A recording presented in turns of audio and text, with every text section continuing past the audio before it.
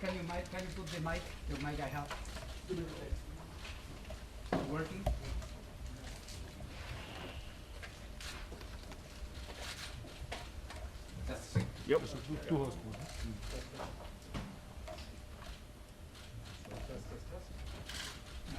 Yep. Yep. No. Yes, no, yes, no. They are right. Now it's this is working. Okay.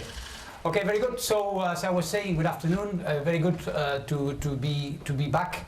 As you know, I was in the United Arab Emirates, and after that, immediately thereafter in Cairo, and I arrived just 1 hour ago from Cairo. But during this trip, visits to these two very important countries for the IAEA. At the same time, I was negotiating with Iran, and as you know, we have these developments on the issues around Karaj and the cameras, and I felt, of course, that as it is already become our habit to get together and discuss what happened and why it happened.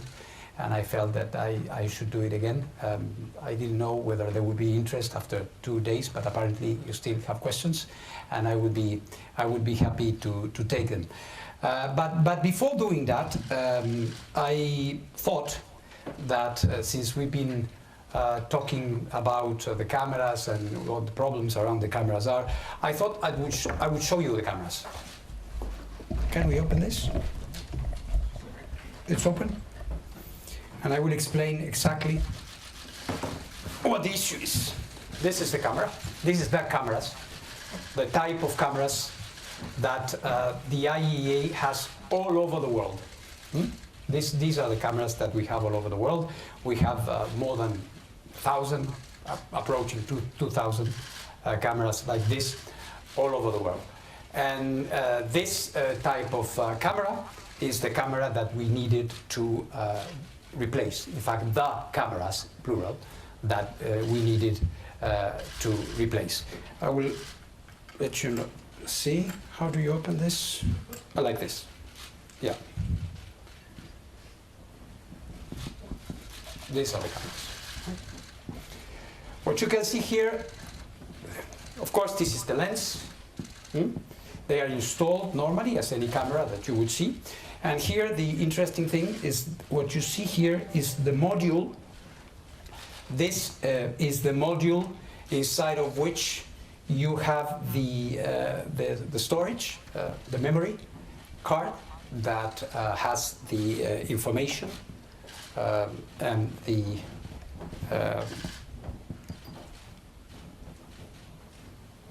images. Okay, let me see. Good. For example, live video. Let's put live video so you will see. No. Anyway.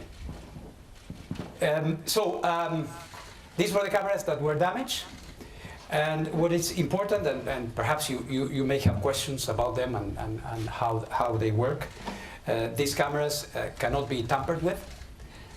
These cameras are under seals, although now the seals are not the type of traditional seal we would have like this for our equipment. Now simply when you close it, if you open it, immediately shows that it has been opened, has been tampered with. So these cameras cannot be violated by anybody. Okay. Yes? Where are the cameras made? Sorry? These cameras are commercially available. Of course, it's not that you take them off the rack and you put them in an installation. There is the work that we do, that our experts, Mr. Aparo's team do, inside here. The kind of memory, the kind of encryption that they have. And also the fact that the images that come here are digitalized, cannot be. You remember, like in the movies, when people put footage that does not correspond with reality. What was it, September 11, or one of those? Ocean 11? September 11 was something different. Ocean 11, so you cannot do that. It's information that is you cannot violate, basically. All right. So these are the IAEA cameras, and I felt it would be interesting, after talking about cameras for so long, that you will have an idea. So, having seen what was this all about, I can take your questions, or in the sense of what was agreed, or whatever may be of interest for you. Thank you very much.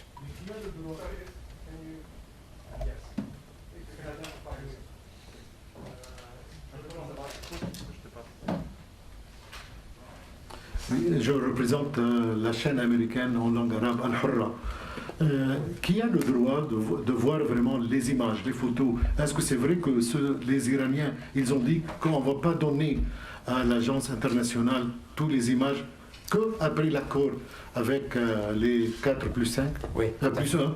Je vous réponds en français ou en anglais pour tout le monde. Vous comprenez l'anglais si je réponds en anglais? Oui, oui. Alors je vais répondre en anglais. Oui.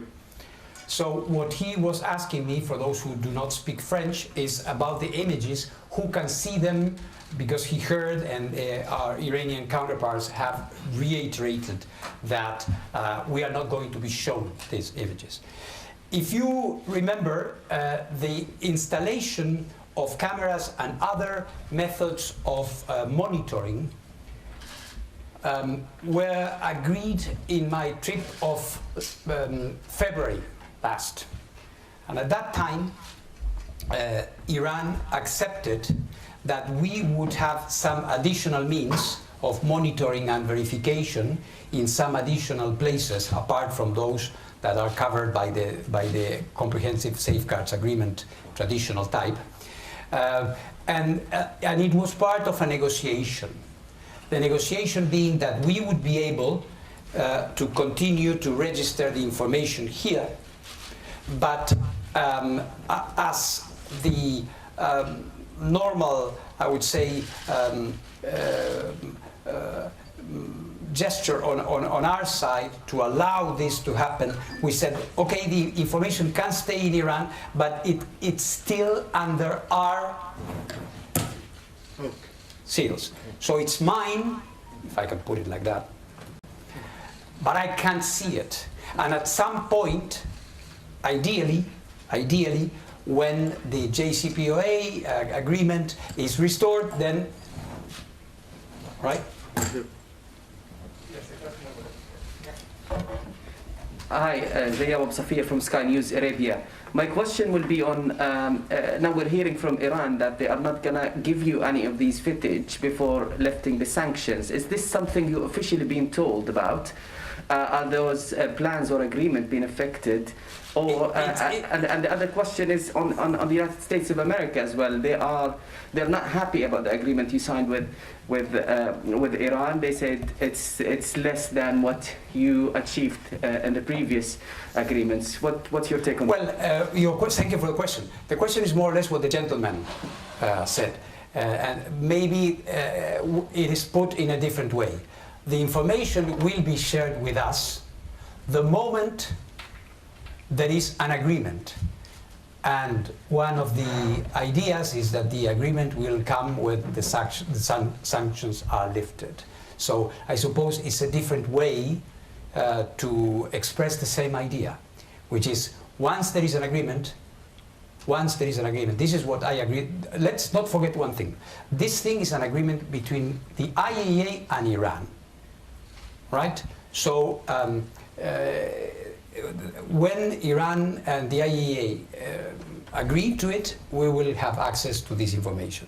The precondition or the assumption upon which this agreement was signed was that it would happen when there is an agreement. And I suppose the agreement will come when the sanctions are lifted, but that's for other people to decide. It's for the other negotiation.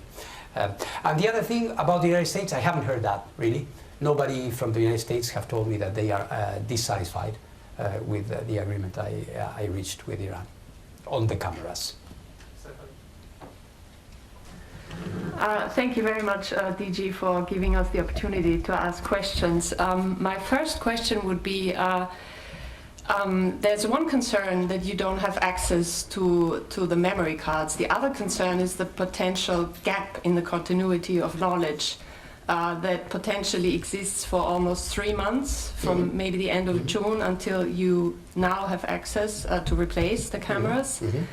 How concerned are you about this gap, and can you still guarantee that nothing is being diverted?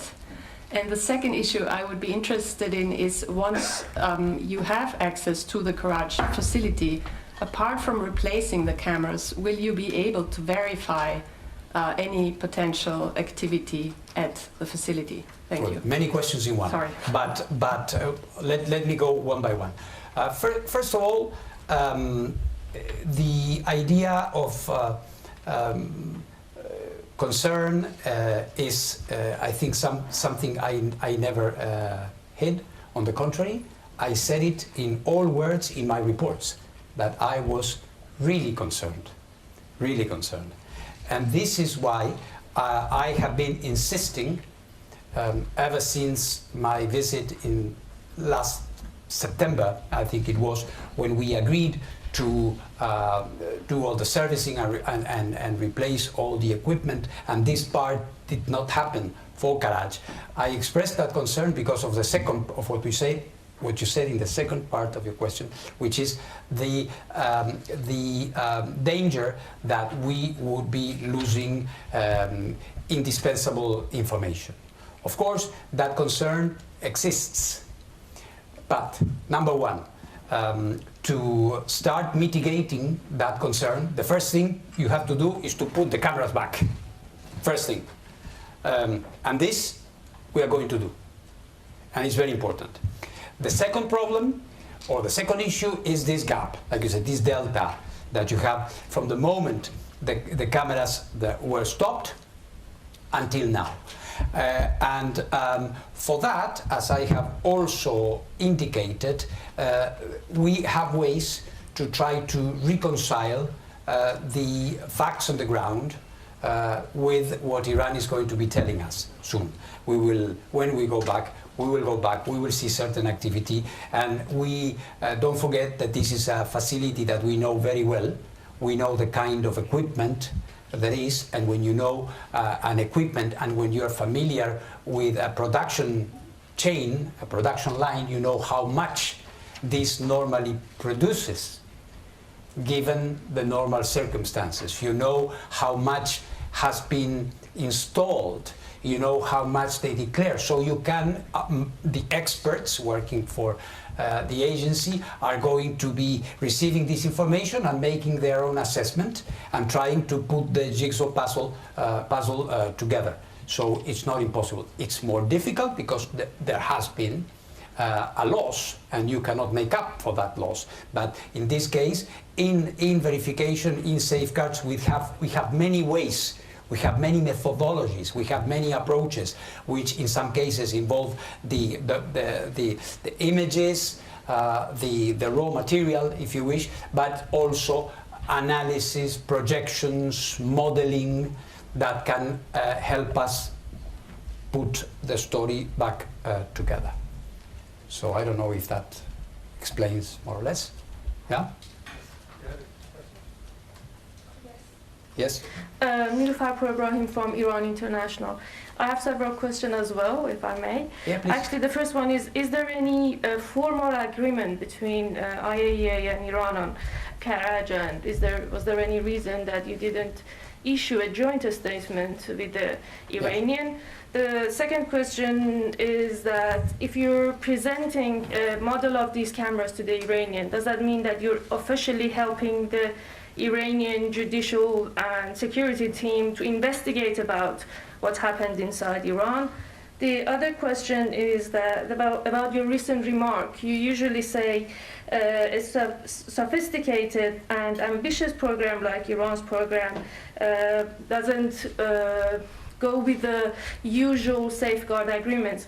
Do you need, or do you suggest that there should be some new agreement between Iran and IAEA, which would be included in the talks? Okay, so let's go one by one because there's a lot and I don't want to forget any element. First of all, you said, why not a joint statement? Well, as you know, when I traveled to Iran very recently, we worked on a joint statement, and as I said at the time, our talks were inconclusive. This is the word I chose. We were not able to finish it as I had expected. The Iranian side themselves, they recognized that it was a matter of a couple of things. And so ever since, we have been working and talking and exchanging. The fact that we didn't have a joint statement is because I could not travel in time. The most important thing was to do it fast for me. That was a big concern that I had. I wanted to have my cameras back as soon as possible. So we agreed in my conversations with the president of the Atomic Energy Organization of Iran that we would be exchanging and trying to come to either a joint statement or the way in which we did it, which is a document of the agency, a GovInf, which is a type of document that we have official, where I state that we agreed on the elements that are part of the agreement. So it's a different vehicle, if you want. It's not a joint statement, but it's an agreement with them. The second thing that you were asking was whether this would mean that we would be allowing the judiciary or the security institutions of Iran to work on these cameras. I think this is very important. As you may have seen in the agreement, we have agreed to give them, to allow them to observe these cameras. As I was saying, when let me open this. Well, it won't open now. But the important thing is that, first of all, this is not new. It has been done in the past. It's part of the practice. When you are going to be inspecting a country and putting equipment, it is their legitimate right to say, well, I want to have a look. What are you going to put there? And this is standard practice. And this is what we are going to do. Of course, they cannot touch it without us allowing that. This is why this is a very protocolized, I would say, operation where my inspectors are there. The Iranian inspectors may ask to see something, to open maybe this module that I showed to you. I don't know. It will depend on what they want to see. So we don't have a problem. We never had a problem in doing that, and there's nothing extraordinary about that. And you had a final point, but I don't remember which was. I just wanted to know, is that a part of helping Iranian to investigate on what happened inside the Karaj facility attack, or just for the... No, it's different. With regards to what happened before, it's up to them what they are doing or what they are investigating. I don't have any say in that. Apart from when it has to do with my equipment, the equipment of the agency, which they can only access in the presence and under the supervision of the inspectors. So this is the past. For the future, what you do is this. You let them have a look. Let me put it in very colloquial terms. You let them have a look to make sure, if they want to make sure that there is nothing there that would be a compromise for their security or anything of the sort. So I hope that satisfies you. François. François Murphy from Reuters, IDG. Since we have this prop... Can you open it, please? Yeah. Could you, there's a lot of, one issue with these cameras is the data storage medium. So can you show us where that is exactly? The data storage medium is here. Okay, so it's that whole box? This is the module, the whole module. Okay, good. And the data storage is here. And what I didn't say is these are the batteries here. Okay. This part here, the black part here. Okay, so what your agreement with Iran doesn't address is the issue of the missing data storage medium from the camera that was destroyed, that you saw the remnants of.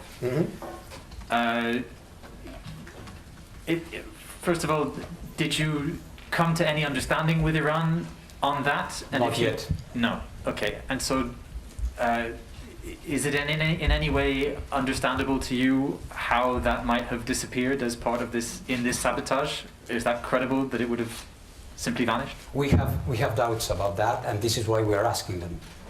Where is it? And I'm hopeful they are going to come up with an answer, because it's very strange that it disappears. Yeah. Hello. Hello. Gita Aryan with the Voice of America. Yeah.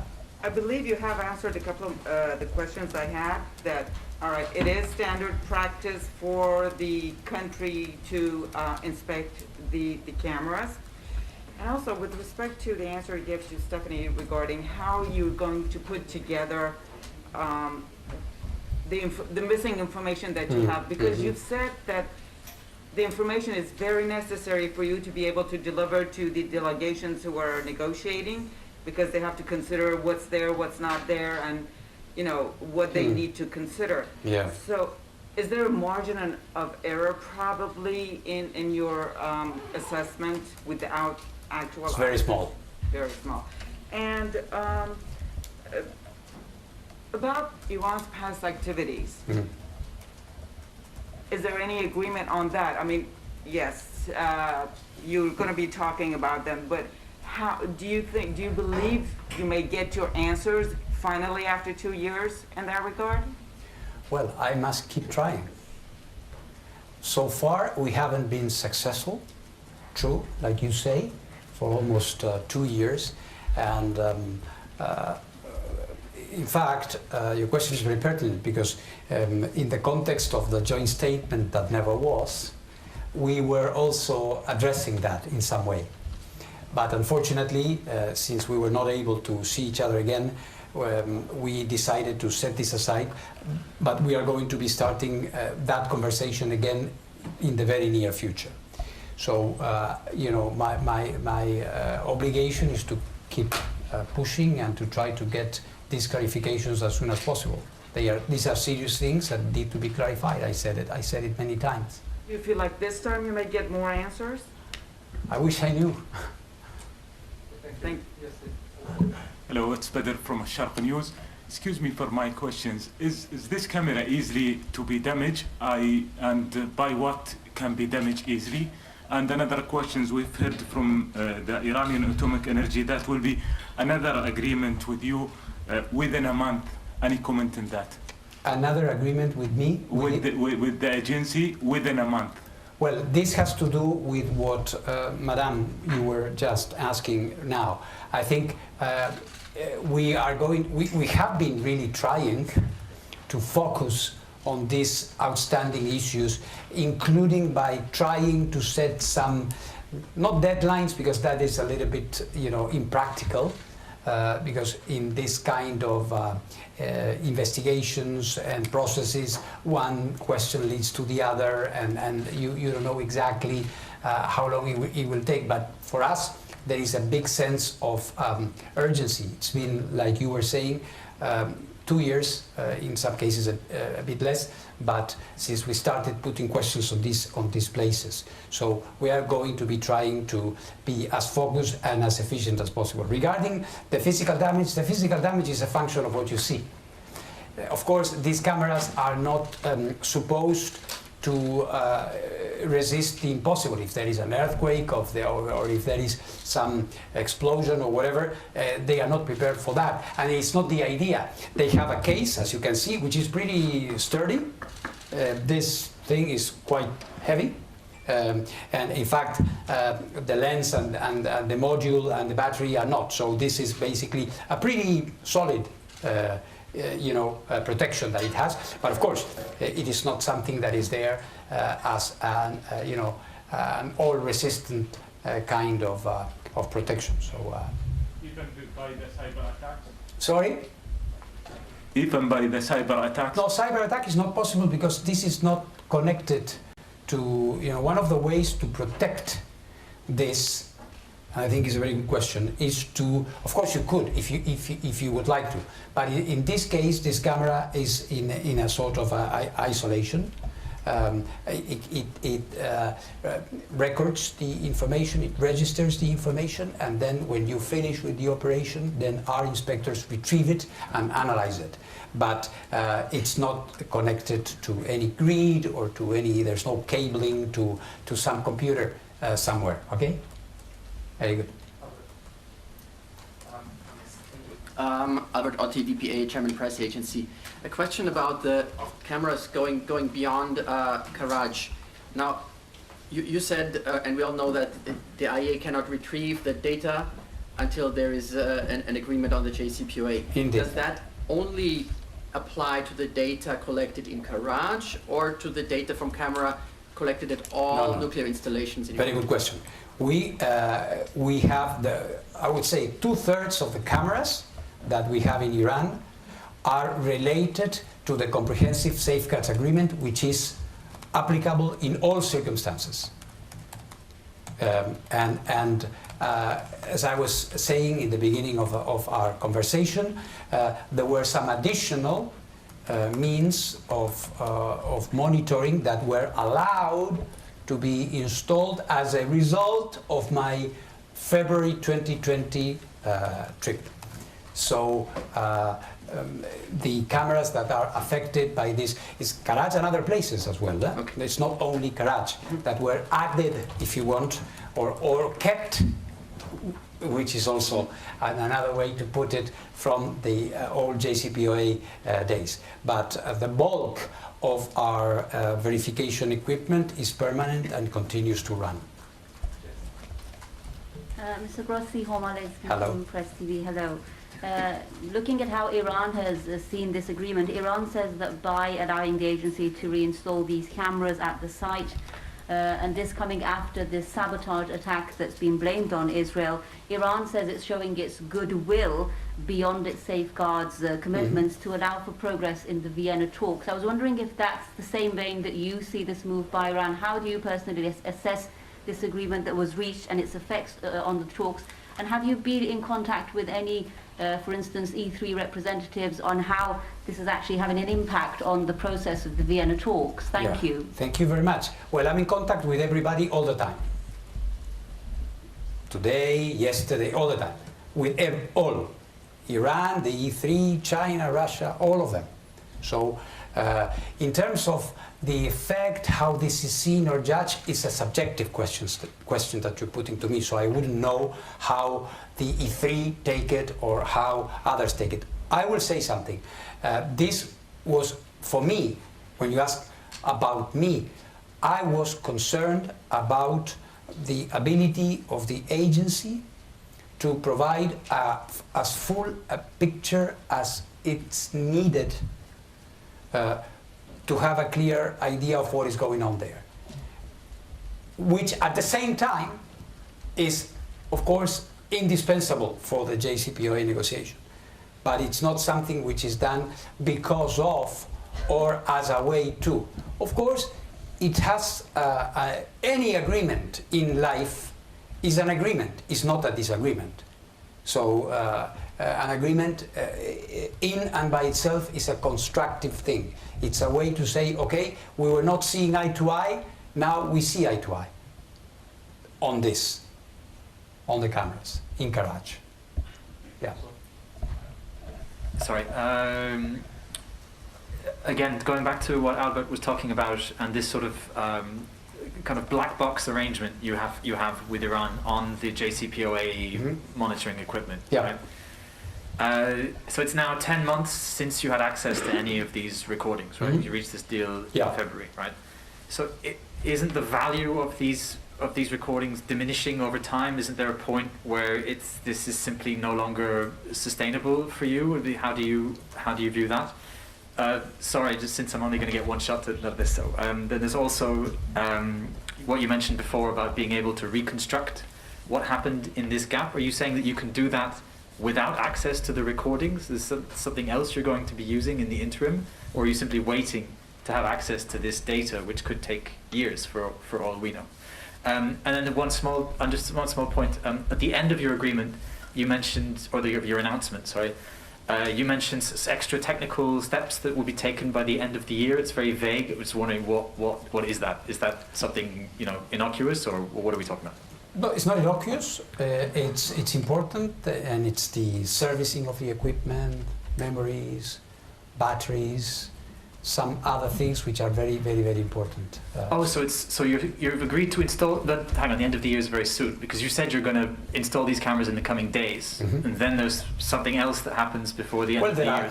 As I was just saying, there are other cameras, there are other means of monitoring that we have which need to be serviced. Also, it's to service the equipment beyond Karaj. Yeah, okay. beyond Karaj. And your other question is, I think you answered it yourself. First, it cannot take years. This is, if you remember, François, I described this in the past as a stopgap. This additional capabilities that we have impending as an IOU is something that works for some time. And then it doesn't mean that the information there loses value. The information has value, but the whole operation, in the way it was conceived as a bridge towards something, and that cannot be a very long bridge. Sorry, obviously you've been saying that since February, so I'm wondering, like, as of what point is this whole exercise futile? Well, I think this is very difficult to say, but not impossible to assess. It's a matter that here, yes, of a very intimate relationship with the JCPOA negotiation. And this is not in my court. Hassin Zitouni, sorry, from RT Arabic. Based on, in addition of installing the cameras, will the IAEA will have permanent inspectors or observers in Tehran? We do have. In Iran? We do have. You will keep this based on the yes. protocol? We are there all the time. Okay. It seems like the main question is the trust and mutual trust between the IAEA and the other parties and Iran. Have you achieved that trust? Do you trust Iran when it says that its program is purely civilian and not military? Second question, as Director General of the IAEA, yes. and the talks are ongoing here in Vienna, will you be able to recommend that the sanctions will be lifted sooner than later so that we can move forward? Thank you. Important topics on the issue of trust. I trust everybody, but I verify everybody. That's the nature of my job, and the trust is something that you build with time. This is why a couple of months ago, when I was not able to see the foreign minister and others, I was insisting. I didn't have any pride in that, or any false sense of pride, because we needed to get to know each other and to be able to have a direct line, like in normal life, and this was not happening. Now we are starting to build up a relation, but in any case, I'm the IAEA. I'm not a friend or a foe. I'm the International Inspectorate. So everything we do must be based on inspection. It's the only way forward. Regarding the sanctions, it's a political question. I hate to say, I never say it's not for me, that question, but this question is not for me. Thank you very much. Turkish TV Service Anadolu. Maybe you answered the question, but I photographed and I missed the maybe answer. Yes. You agreed about the Karaj facilities. What about the other facilities? We can say it is a start of progress. After the agreement with the only Karaj, you can change the other cameras or other storage, the other facilities. This was the only place where I had not been able to do what I needed to do.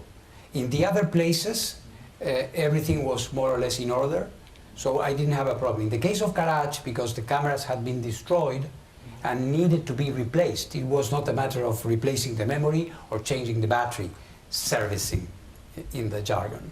It was a matter of coming there, doing some work, putting up new cameras, prepare them, etc., etc.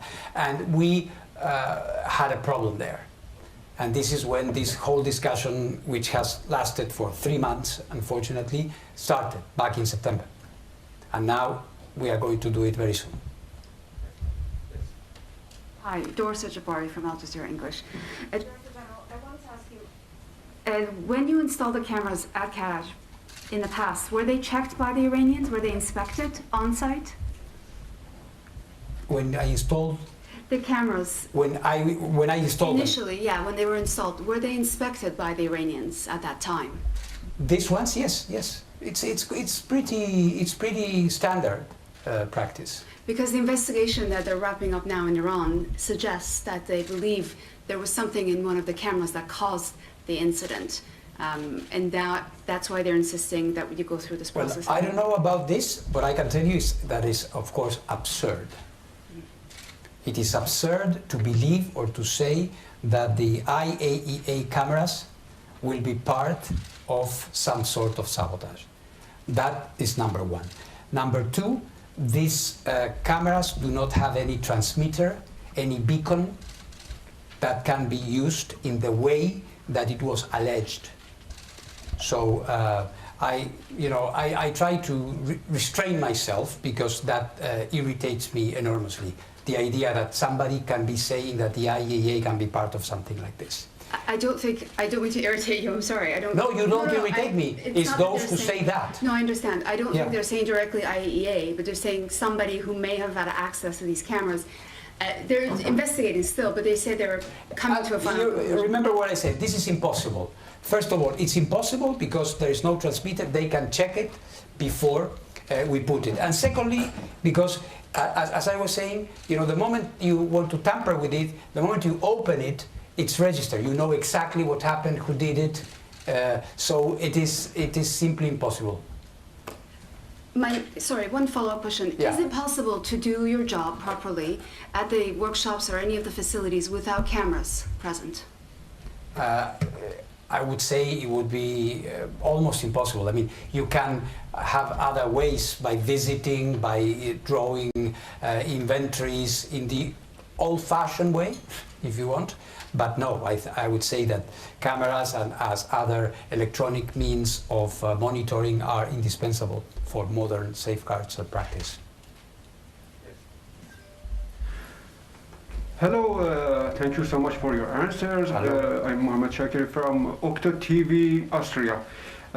We heard some unofficial reports from some countries about unknown places in Iran for atom activities. And my question is, did you have any negotiate with JCPOA or with Iran or agency has any plan about these reports? We don't have any information about hidden locations or other places where activities could be taking place. I will need to wrap up, so please, if you have any additional important question, happy to. Stephanie, yes? Thank you so much. So this is Stephanie Lichtenstein again. I'm a freelancer, and I have a follow-up question to what I asked you before. So since you still have regular access to the Fordo facility, nuclear plant, could you confirm or can you say that the advanced centrifuges that are being operated there are being produced or have come from the Karaj facility? Is that a way for you to... It would be a logical conclusion. Okay. Can I take one more question? Hi, Jordi from EFE. I have a very short, difficult question maybe. We who are following this for many years, honestly, we were not surprised that you have a deal now. So it seems like Iran is playing with this agreement as it's a bargaining chip in negotiation, or is it a sign of that there is some kind of movement towards an agreement? What's your... Well, you personal know, opinion. yes, people talk about this pattern of. For me, to be honest, I can have personal opinions, but for me, what's important is that I have the equipment in place, and one can have a speculation about when this happened and why and the timing of it. But all I can say is that it wasn't easy. And so I was not discounting that there would be an agreement. So the important thing is that the cameras are going to be back in a few days. Thank you very much. Thank you. You want to?